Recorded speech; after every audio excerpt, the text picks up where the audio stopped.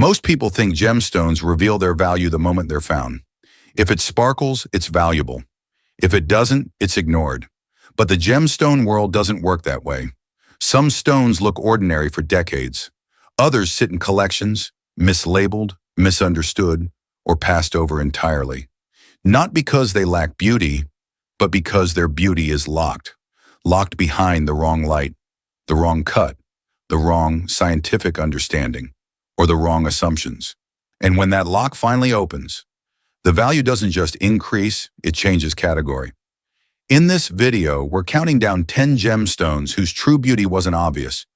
Stones that only revealed what they were worth after the right condition exposed them. As we move closer to number 1, you'll notice something important. The most valuable stones on this list weren't discovered by chance. They were discovered by seeing differently. Let's begin at number 10. Ranked 10th, Labradorite, the stone that looked worthless until it moved. At first glance, Labradorite looks like a mistake. A dull gray stone, cloudy, uneven. The kind of rock most people would walk past without slowing down, or throw back into the dirt without a second thought. For a long time, that's exactly what happened. Early collectors didn't polish it, traders didn't display it, and miners didn't chase it. Because nothing about Labradorite stood still long enough to impress anyone. And that was the problem. Unlike gemstones that reveal their beauty immediately, Labradorite refuses to perform on command. Its value isn't visible under flat light. It doesn't sparkle when you point a camera straight at it. And in rough form, it often looks lifeless, even disappointing. But Labradorite isn't meant to be stared at. It's meant to be moved. Rotate the stone just slightly and something strange happens. A sudden flash of electric blue, a streak of green, sometimes gold, sometimes violet. Then it vanishes again. This effect, known as labradorescence, isn't color sitting on the surface. It's light trapped inside the stone, bouncing between microscopic layers formed under intense geological pressure. In other words, the beauty was always there. It was just locked behind the wrong angle. For centuries, this made Labradorite difficult to value. Its appearance changed depending on who held it and how they looked at it. Two people could see the same stone and describe it completely differently. To markets and traders, that unpredictability was a liability. You can't price what won't stay still. So Labradorite stayed cheap, ignored, undervalued, until cutters learned something crucial. If you cut Labradorite to emphasize its internal structure, not its surface, the flashes become stronger, more consistent, more dramatic. Suddenly, a stone that once looked gray and ordinary began producing color displays, rivaling gemstones worth many times more. Collectors took notice, designers took notice, and value followed perception. But even today, Labradorite still punishes impatience. Hold it wrong, and it looks dead. Light it poorly, and it disappears. Rush past it, and you miss everything. That's why Labradorite belongs at the bottom of this list. Not because its value is small, but because its lesson is simple. Some gemstones don't reveal their worth by existing.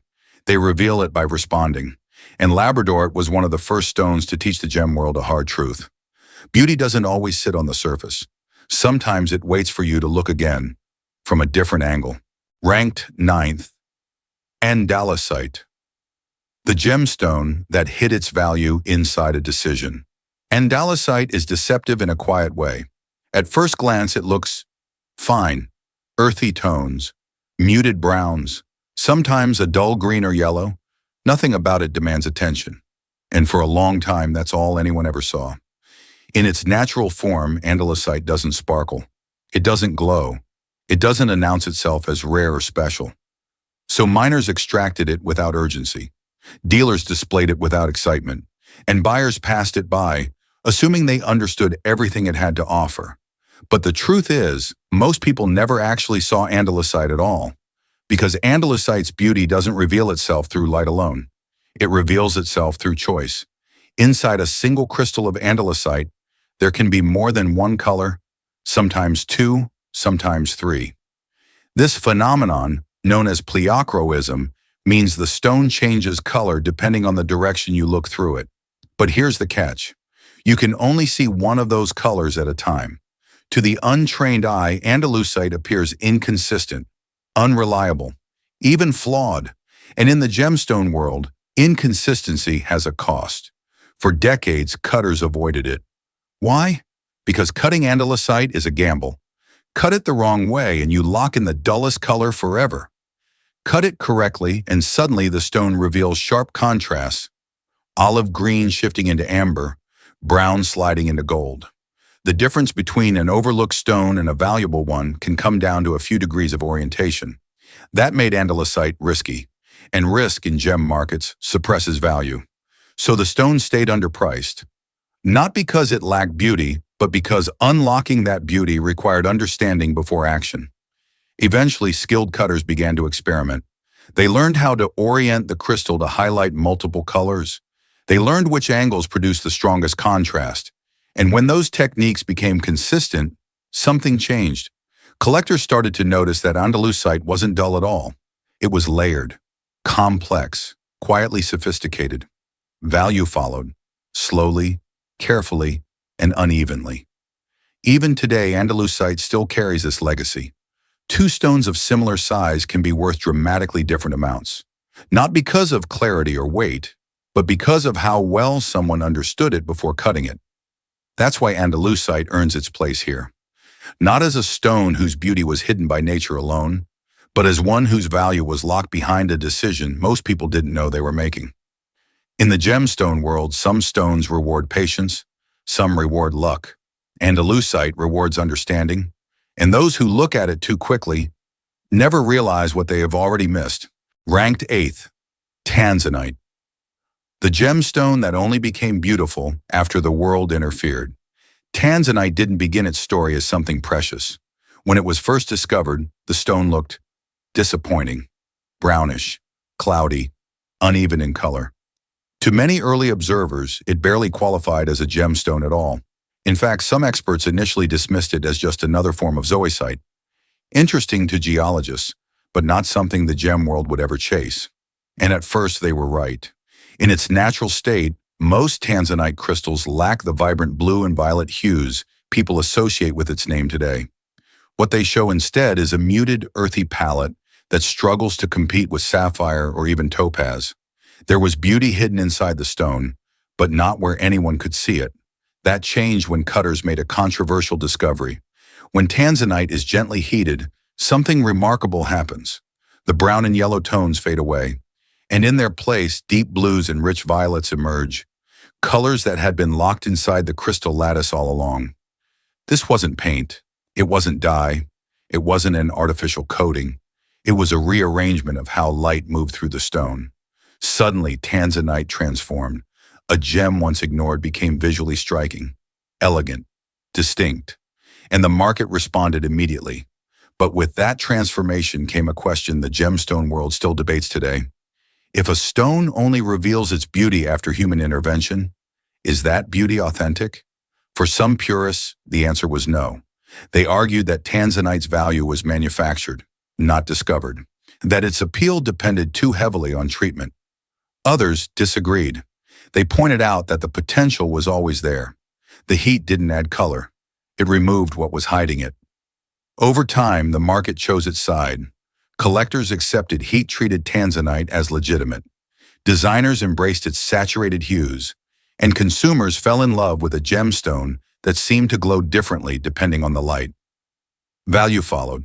Today, most people have never seen untreated Tanzanite at all. They know only the revealed version, the one unlocked by controlled heat in human understanding. That's why Tanzanite earns this position on the list. Not because it became valuable overnight, but because it forced the gem world to confront an uncomfortable truth. Sometimes beauty isn't unlocked by waiting. It's unlocked by knowing when to intervene and when to stop. Tanzanite sits at that boundary, between nature and decision, between discovery and transformation. And its value exists precisely because the world learned how to walk that line. Ranked 7th, Alexandrite, the gemstone that refused to be one color. Alexandrite is the kind of gemstone that makes people doubt their own eyes. Someone will hold it up, admire its color, and feel confident they understand what they're looking at. Green, sometimes bluish, subtle, elegant. Then they walk into another room, and suddenly the stone looks completely different. Not brighter, not clearer, different. Under daylight, Alexandrite leans green, sometimes with a hint of blue. Under incandescent or candlelight, it shifts toward red, purple, or wine. To someone encountering it for the first time, the effect feels almost like a trick, as if the stone is lying. For a long time, that's exactly how the gemstone world treated it. Early buyers didn't trust Alexandrite. Dealers struggled to explain it, and appraisers hesitated because value depends on consistency, and Alexandrite refused to stay consistent. Two people could examine the same stone under different lighting and walk away with opposite conclusions about its quality. In a market built on certainty, that was dangerous. So Alexandrite remained rare, not just in nature, but in collections. Its true beauty wasn't something you could show once and be done with. It required comparison, movement, contrast. It demanded time. Only later did gemologists understand what was happening inside the stone. Alexandrite's crystal structure absorbs and reflects different wavelengths of light depending on the source. The color change is cosmetic, it's structural. The stone isn't changing. The light is. Once that distinction became clear, Alexandrite's reputation shifted. What was once seen as inconsistency became complexity. What felt like deception became sophistication. Collectors began to prize stones with strong, distinct color change. Green by day, red by night. The clearer the transformation, the higher the value. Suddenly, Alexandrite wasn't one gemstone. It was two, depending on when you looked. That dual identity changed everything. Because Alexandrite doesn't reward quick glances, it punishes them. To understand its beauty, you have to see it fail your expectations, and then explain why it didn't. That's why Alexandrite belongs here. Not because it's rare, though it is. Not because it's expensive, though it can be, but because its value only appears when the viewer realizes something uncomfortable. What you see depends entirely on how you look, and Alexandrite is one of the few gemstones that makes that truth impossible to ignore. Ranked 6th, Moonstone, the gemstone that looked ordinary until the surface was right.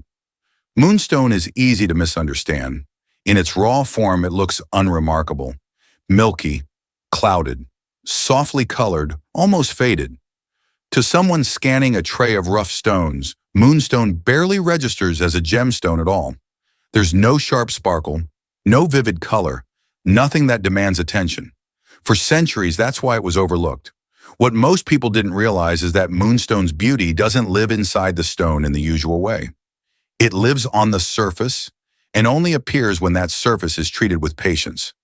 Moonstone's signature effect, known as adulorescence, isn't a color. It's a glow, a soft, floating sheen that moves beneath the surface as the stone shifts.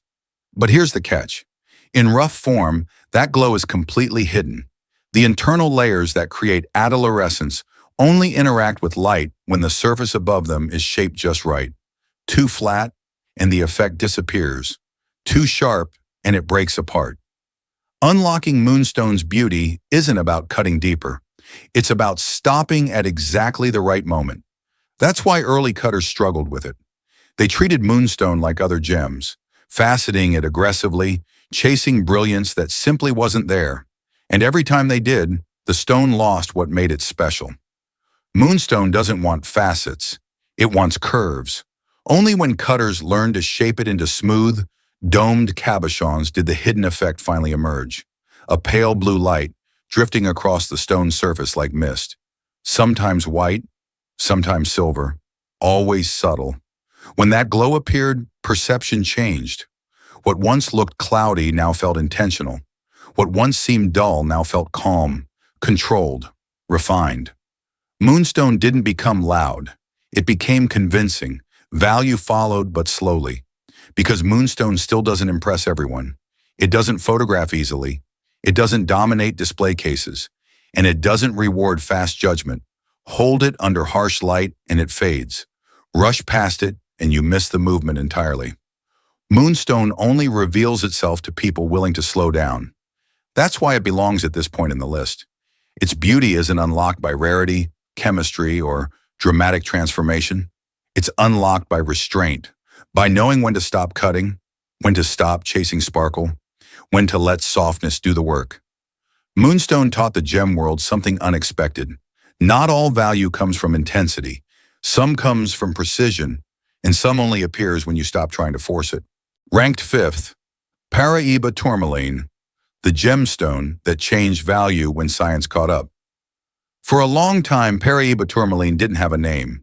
It was just blue, bright, yes, unusual, certainly, but still categorized as something familiar. Another colorful tourmaline in a market full of them. When stones like it first appeared, many dealers didn't know what to do with them. They were vibrant, almost glowing, but no one could explain why. And in the gemstone world, unexplained beauty makes people nervous. Without a reason, value hesitates. At first, Paraiba tourmaline was treated cautiously. Its color was striking, but color alone wasn't enough to justify dramatically higher prices. Plenty of gemstones were blue. Plenty were vivid. What made this one different? The answer didn't come from cutters or collectors. It came from laboratories. When gemologists began analyzing these stones more closely, they found something unexpected hidden inside the crystal structure: copper. Not as an impurity, as a defining feature. That discovery changed everything. Copper interacts with light differently than the elements typically found in tourmaline. It produces a neon-like intensity, a saturation that feels almost electric, even in low light. Suddenly, Paraiba tourmaline wasn't just beautiful, it was chemically distinct. That single piece of scientific understanding unlocked its value. What had once been grouped with ordinary tourmalines was now reclassified as something far rarer and far more limited in supply. Markets adjusted quickly, prices rose, demand surged, and stones that had once been sold without hesitation were suddenly impossible to replace. But the most important shift wasn't financial, it was psychological. Collectors no longer saw Paraiba tourmaline as a very nice blue stone. They saw it as proof that beauty could exist before explanation, and that value sometimes waits for science to catch up. Even today, Paraiba tourmaline still carries that legacy. Two stones can look similar to the casual eye, yet be valued worlds apart depending on their copper content and origin. What you see isn't enough. You have to know. That's why Paraiba tourmaline belongs at this point on the list. Its beauty didn't unlock value through time, light, or cutting. It unlocked value through understanding. It forced the gemstone world to admit something uncomfortable. Sometimes we recognize beauty long before we understand it, and until we do, we underestimate it. Paraiba tourmaline didn't change. Our knowledge did, and when it finally caught up, the hidden value could no longer be ignored. Ranked fourth, Benitoite, the gemstone that stayed invisible until the light changed. Benitoite was never meant to impress anyone. In ordinary light, it looks modest. A pale blue stone, small, easily overlooked among brighter, more familiar gems. For years after its discovery, people didn't know what to make of it. It didn't sparkle aggressively. It didn't dominate display cases, and it certainly didn't advertise rarity, so it stayed quiet. Collectors passed it by, dealers hesitated, and outside of a small group of specialists, almost no one paid attention. But Benitoite was never designed for ordinary light. Its defining feature doesn't appear under showroom lamps or camera flashes. It reveals itself only under ultraviolet light, a condition most people never think to use. And when that light changes, everything changes. Under UV, Benitoite doesn't just glow. It explodes into an intense electric blue fluorescence that feels almost unnatural. Suddenly, the stone that once looked forgettable becomes impossible to ignore. This wasn't enhancement. It wasn't treatment. It wasn't human intervention. It was the stone responding to a form of light most people never bother to look with. That discovery rewrote Benitoite's story. What had once been considered a geological curiosity was reclassified as one of the rarest gemstones in the world. Found in only a single significant location, value followed, but cautiously. Because Benitoite presents a problem for the gem market. Its most dramatic beauty doesn't appear in everyday conditions. You can't wear it and expect strangers to notice.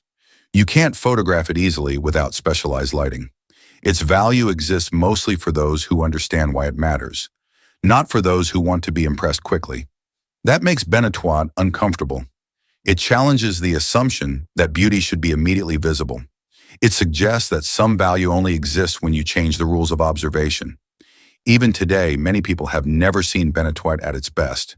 They've seen pictures, descriptions, footnotes in gem books, but they've never seen the moment when the stone finally responds. That's why Benitoite earns this position on the list. Its beauty wasn't hidden by nature alone, it was hidden by habit, by the assumption that the light we normally use is the only one that matters. Benitoite reminds us that value doesn't always reveal itself to the casual observer. Sometimes it waits for the right condition, not the right buyer. And in a world obsessed with instant reaction, Benitoite stands quietly as proof that some beauty doesn't perform. It simply exists, waiting for the moment someone finally looks the right way.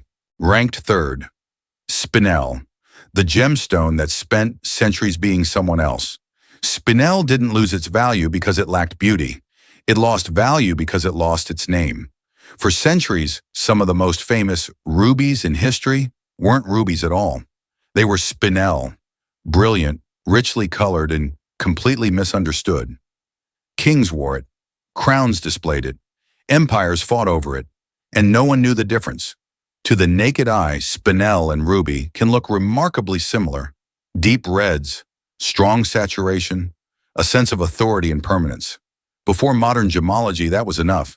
Color defined value, and Spinel passed the test easily, so it lived its entire early life under the wrong identity. That mistake shaped everything. Because when Spinel was finally recognized as a separate gemstone, the reaction wasn't admiration, it was disappointment. Collectors felt deceived, markets felt embarrassed. And suddenly, a stone once celebrated as royal was reclassified as not ruby. And in the gem world, not ruby came with consequences. Spinel's beauty didn't change. Its structure didn't change. Its durability didn't change. Only its label did, and value collapsed. For a long time, Spinel existed in a strange place. It was too beautiful to ignore, but too familiar to excite. People had already seen it. They just thought it was something else. That made Spinel uncomfortable. It didn't fit the story of discovery. It fit the story of correction. Only later, as gemology matured, did Spinel begin to recover. Scientists recognized that Spinel wasn't an imitation. It was its own mineral, with its own chemistry, stability, and range of colors that ruby could never replicate. Red, blue, pink, even gray and black. Collectors began to realize something unexpected. Spinel wasn't valuable despite the confusion. It was valuable because of it. Its clarity, its resilience, its ability to form large, clean crystals. All of it had been hiding in plain sight, overshadowed by a more famous name. Once Spinel was finally allowed to stand on its own, perception shifted. Not overnight, not dramatically, but permanently. Today, fine Spinel is no longer treated as a substitute. It's treated as a choice, and that's why Spinel earns its place here. Its beauty was never locked by light, cutting, or chemistry. It was locked by assumption, by the idea that if something looks familiar, it must already be understood. Spinel reminds us that value doesn't always come from discovery. Sometimes it comes from admitting we were wrong and being willing to see something familiar for what it truly is. Ranked second, black opal, the gemstone whose beauty appeared when the background changed. For a long time, opal had a reputation problem. People knew it could be colorful. Flashes of red, green, blue dancing across the surface. But they also knew it could be unpredictable, fragile, inconsistent, and most opals shared the same weakness. Their beauty didn't stand out. White opals, crystal opals, even fire opals, all of them showed color, but that color often competed with the stone itself. The flashes blended into pale backgrounds, softened by light body tones. The beauty was there, but it felt distant, muted. Then black opal changed everything, not because its colors were different, but because the background was. Black opal forms with a naturally dark body tone, deep gray, charcoal, sometimes nearly black. And against that darkness, something extraordinary happens. The same flashes of color that once seemed subtle suddenly become electric. Reds ignite, greens sharpen, blues burn brighter. Nothing new was added. Nothing was enhanced. The colors didn't change. Only the contrast did. That contrast rewrote how opal was valued. What once felt soft now felt intense. What once looked decorative now looked powerful. Collectors realized that opal's beauty had never been weak. It had simply been competing with the wrong background. And once that background disappeared into darkness, the stone finally revealed what it had been capable of all along. Markets responded quickly. Black opal became the benchmark by which all other opals were judged. The same color patterns that once commanded modest prices suddenly became extraordinary when set against a dark base. Value followed contrast. But black opal also taught the gem world a deeper lesson. Beauty is relational. It doesn't exist in isolation. It depends on what surrounds it, what frames it, what it's allowed to stand against. Even today, people misunderstand black opal. They assume the darkness is the beauty. It isn't. The darkness is the absence of distraction. It's what allows the color to speak clearly, without interference. That's why black opal earns its place near the top of this list. Its value wasn't unlocked by rarity alone, or by chemistry, or by cutting.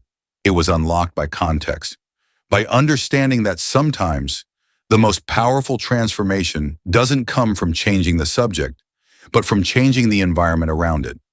Black opal didn't become more colorful, it became more honest. And once the gem world saw that, there was no going back. In first place, Alexandrite cat's eye, the gemstone that almost never exists as it should. Most gemstones ask for one thing to reveal their beauty: light, or time, or the right cut. Alexandrite cat's eye asks for everything, and that's why almost no one ever sees it. Alexandrite alone is already demanding. It changes color depending on the light: green in daylight, red in incandescent glow. That alone is enough to confuse buyers, frustrate dealers, and delay recognition. But cat's eye is something else entirely. The cat's eye effect, a sharp band of light that moves across the surface, requires precise internal structures, tiny parallel inclusions aligned perfectly within the crystal. Most stones never form them. Most that do are too cloudy to be valuable. Now combine those requirements. For Alexandrite cat's eye to exist, the stone must be true Alexandrite, show a strong, clean color change, contain aligned inclusions capable of producing a sharp eye, be cut perfectly to preserve both effects. Miss one condition, and the entire phenomenon collapses. What you're left with is just another stone. That's why for a long time, Alexandrite cat's eye was dismissed as theoretical. Too rare, too fragile in formation, too impractical to value. Many cutters avoided it altogether, because cutting this stone is an irreversible decision. Cut too shallow, and the eye disappears. Cut too deep, and the color change weakens. Prioritize brilliance, and you destroy both. There is no correction, no second attempt. And when mistakes happen, which they often do, the value doesn't drop slightly, it vanishes. But when everything aligns, something extraordinary happens. In one viewing, the stone shows a sharp, moving eye. In another, it shifts color completely, not subtly, decisively. It feels less like a gemstone and more like a demonstration of possibility. That's when perception breaks. Because Alexandrite cat's eye doesn't fit pricing logic. There are no reliable comparisons, no stable benchmarks. Collectors don't ask what it costs. They ask if it even exists. That's why it sits at number one. Not because it's the most beautiful stone on this list, but because its beauty is the hardest to unlock and the easiest to lose. Alexandrite cat's eye isn't valuable because people want it. It's valuable because almost nothing allows it to be what it is. It represents the extreme edge of gemstone potential, where rarity, physics, human restraint, and chance all meet briefly before disappearing again. And once you've seen it, you understand something few people ever do. Some value doesn't increase with demand. Some value exists only because the conditions to create it are almost never repeated. What makes these stones fascinating isn't how rare they are. It's how easily they were missed. Each one on this list spent years, sometimes centuries, being underestimated. Not because it lacked beauty, but because no one was looking at it the right way. A different angle, a different light, a different understanding. And suddenly value appeared where none was expected. That raises an uncomfortable question. How many things around us are still being judged too quickly, simply because we haven't learned how to see them yet? If one of these gemstones surprised you, leave a comment and tell us which one and what you think still has hidden value that most people overlook.